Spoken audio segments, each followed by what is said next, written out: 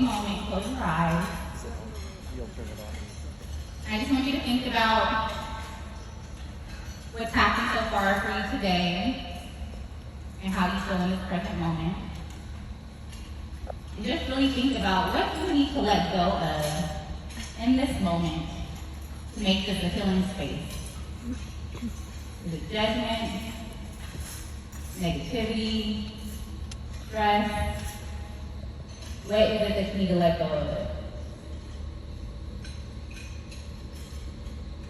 Now I want you to think, in order for this to be a healing space, what is it that you need to bring into this space? Is it peace? Is it contentment? Is it focus? Is it compassion? What is it that you need to bring into this space? When you're ready, go ahead and open your eyes. I like to start anytime that I speak or any workshop that I have that way, just to reiterate that any space that we're in can be a healing space and it can be a healing moment. Consider that when you're working with your clients, that those are healing spaces. When I get my hair done, it's an all-day situation, and I leave the beauty shop so much better after the conversations that I've had with my beautician. We're like best friends. And she told me, kind of hurt my feelings a few weeks ago because she was like, well, all my clients think I'm their best friend.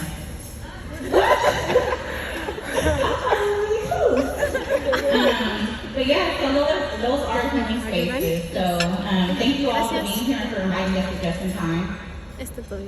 So to tell you a little bit about myself, like I said, my name is Vanessa Davis, and my mission and purpose is to help make the world a better place by spreading healing.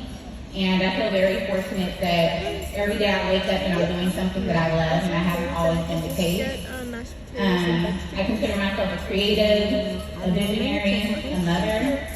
I love traveling and creating experiences that help people transform into their best selves. I'm also a Harry Potter fanatic.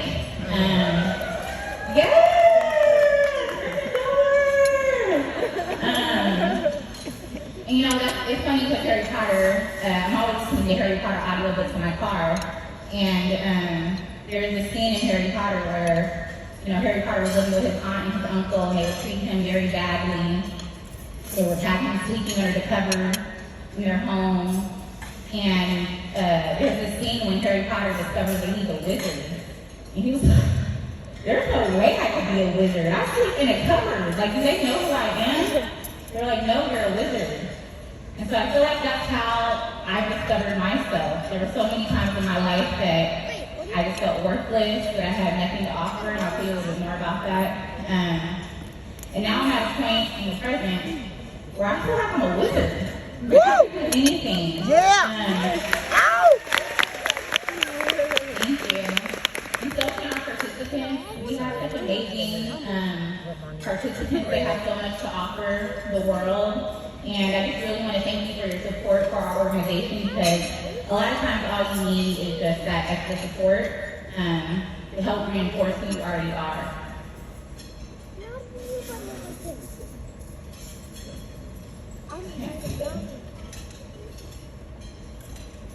So when you look at this image, what is it that you see? I like to start off with this icebreaker to just reveal to us that we all have different perspectives, different ways of life, and those perspectives are a filter and it influences how we see the world. Some people look at this photo and they see it as a restrictive photo or a restrictive type of love. Some people look at this photo and they see it as an expansive type of love. When I look at this photo, I see it as someone that wants to love. There's just so much love in there, but then there's so many barriers for them to love.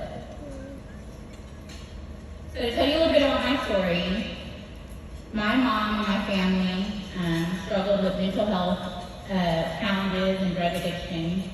And I grew up in a home where my mom just wasn't really nice to me. She treated me differently than she treated my siblings. she didn't really like me growing up. And I suffered a lot because of that. And so I was placed into the foster care system at 3 years old.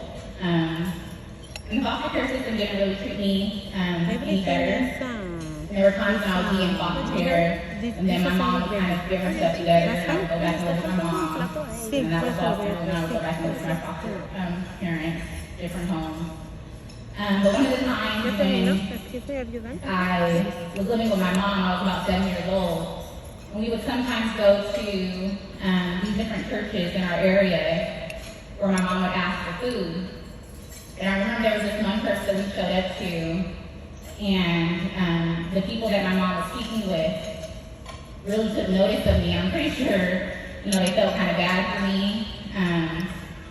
And they invited me to attend their young people's class that they had.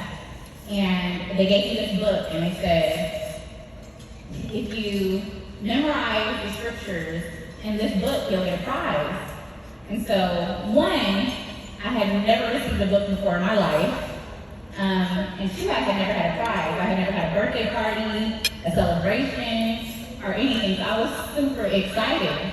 And so I went home, and I was studying the book the whole week, every day, memorizing the scriptures, studying the book.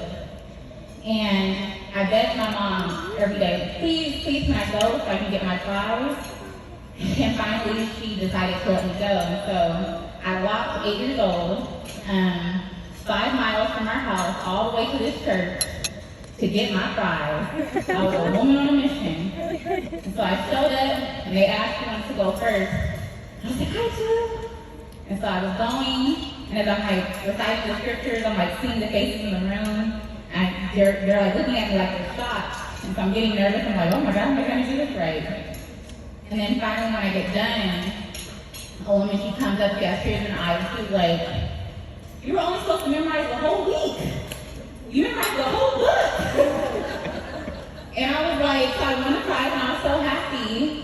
And I was like, they have no idea what this prize meant to me. It meant way more for me than it meant for any of them.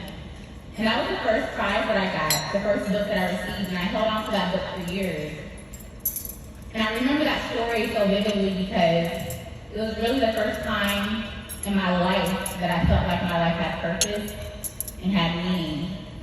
And it's so important for all of us to feel like our lives have purpose and have meaning. And so I aged out of the foster care system after spending 16 years, 16 different homes. So I was never in a home longer than a year, in 16 different schools. And I often say that, and it's kind of hard to imagine what that's like, but just imagine what that would be like for you and for your own family, for your children.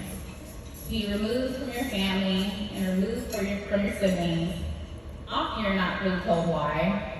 And to be placed in homes with people that aren't really allowed to hug you, or tell you that they love you, or tell you what's going on with your family. And then you have to move 16 times and get used to 16 different households, 16 different parents, siblings, 16 different sets of rules. It's a lot. And to move from school to school, at one school, you might be studying fractions, you move to another school, and they've already passed that and they're not going back to that, and you have to catch up. It's a lot. Thank you. And so I aged out of the foster care system at 18. I was so ashamed of my experience. I never really told anyone that I was in foster care. I didn't want anyone to know. And I was so fed up with being in the system that I decided to just make it on my own. And I got a lot of help from my church family. And so I ended up working and just being really successful in the different jobs that I had. One of my first jobs was working at Wells Fargo Bank. I started off as a teller. And at 19 years old, I ended up being promoted to management at the bank. Mind you, I have never seen so much money in my life. Ever. And here I am, a manager, being flown out on these recognition trips and just living the life. It was great. Conducting financial literacy courses in the community. I knew how to talk the talk, but meanwhile, I had no idea how to manage my own money. I was struggling. I had developed an eating disorder, and I felt the need to keep up this front for survival. And as long as everyone else thought that I was good and I was okay, then I was good. And the eating disorder, we're talking about beauty, really came from just someone at my church actually had told me, you gained a lot of weight. You're already tall. You don't want to be fat and tall. That's stupid, right? And had no idea how much that comment would stay with me and turn into an eating disorder that took over my life for 15 years. And so Jennifer had mentioned that I took custody of my sisters when I was, I think about 21, and I ended up getting let go from the bank. And at this time when I was taking care of my sisters, I didn't really have any way to pay for our rent, so I thought I was going to lose custody of my sisters. And it was their social worker that told me about Just in Time. She was like, have you ever heard of the organization Just in Time? I was like, oh, I don't want to do that. Like, I hate systems. There's so much paperwork and red tape. Yeah, no, I don't really want to do that. She was like, no, you should try. Go reach out to them. So I was like, okay. So I went to the organization, and this guy who was helping me, I had no idea that he was also a former foster youth. And so when I sat down with him, kind of started asking questions, and I had a chip on my shoulder a little bit, because I'm like, I never needed this type of help before. Like, I'm good. Like, I was just managing a bank. It's just me right now in this moment. I just need help paying for my rent. And he was like, no, it's okay. He was like, I get it. He was like, I'm a former foster youth too. He was like, we all are. All you guys are foster youth? And it was such a revelation for me, because the whole time that I was in the system, I didn't have other foster youth friends. I wasn't reaching out trying to find foster youth communities. Like I said, I was very ashamed that I was in the foster care system. And so he told me that right away I went to work there. And I did. Jennifer mentioned that Just in Time, we look at participants as if that they are creative, resourceful, and whole. And the whole time that I was there, that was reinforced in me that I'm creative, resourceful, and whole. And I was able to design programs there to help serve so many different foster youth in the community that I see now that are doing so well. And it's through that work, through that trust in me, that I developed the Rise to Resilience program at Just in Time, which is really a community approach to healing from trauma. And the message that I want to leave with you is that people need to heal. And who are people? All of us. We share our stories, and I know growing up in the foster care system and hearing about all these challenges and transitions, it's a lot, but you probably also experience these challenges, struggles in your own life, and it's not the same. You can still relate to that pain. And I think often we allow the differences in our stories to separate us. And trauma and pain is something that connects us all. And so I just thank you for listening to my story, and I thank you for listening to the stories of your clients and helping to spread healing. So thank you. Have a wonderful night.